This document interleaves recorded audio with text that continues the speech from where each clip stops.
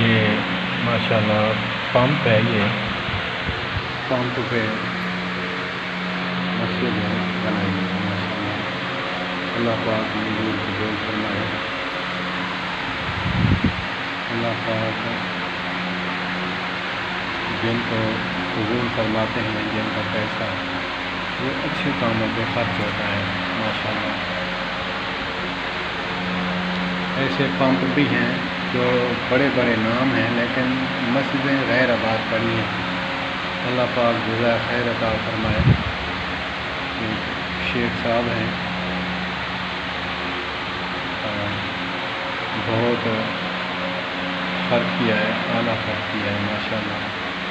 زبائش، نمازی، امام کا اہتمام، یہاں تراویح بھی ہوتی ہوگی ماشاءاللہ۔ ہمارے گھر آباد ہیں، مسجدیں غیر آباد۔ ہمیں سوچنا ہوگا کہ اللہ کی جو رحمت والی جگہ ہیں،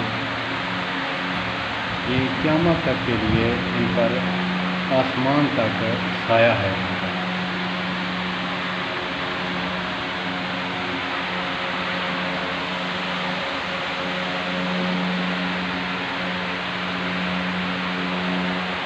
اسی کا پیسہ لگتا ہے اچھے کاموں میں، جس کو اللہ پاک ہدایت عطا فرماتے ہیں اور قبول فرماتے ہیں اس کا پیسہ۔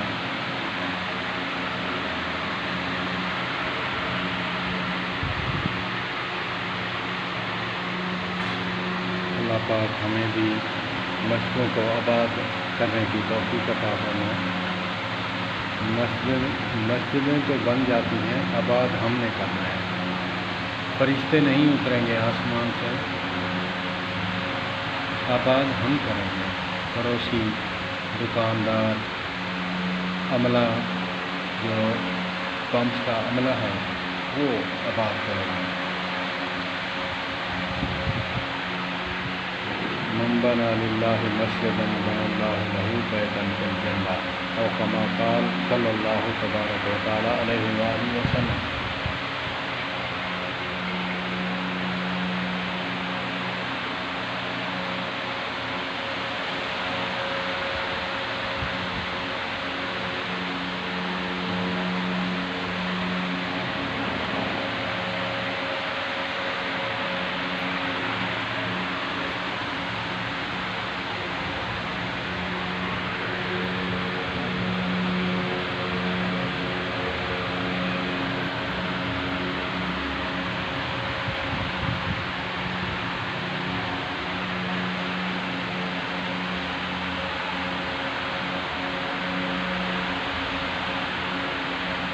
آقا کریم علیہ الصلوۃ والسلام نے فرمایا صحابہ کرام رضوان اللہ علیہم اجمعین کو کہ کوئی شخص گھر کے سامنے نہر ہے، اس میں نہاتا ہے، اس کی میل کچیل رہے گی باقی؟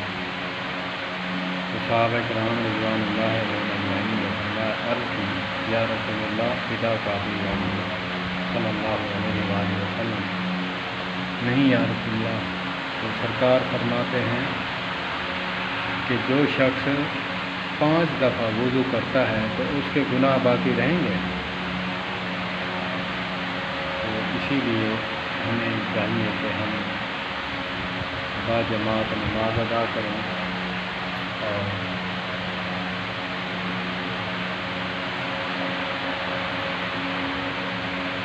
نماز کے ساتھ ساتھ اللہ کی مخلوق کے ساتھ بھی حسن سلوک کریں۔ جو اللہ کا حق ادا کرتا ہے وہ بندوں کا بھی کرتا ہے۔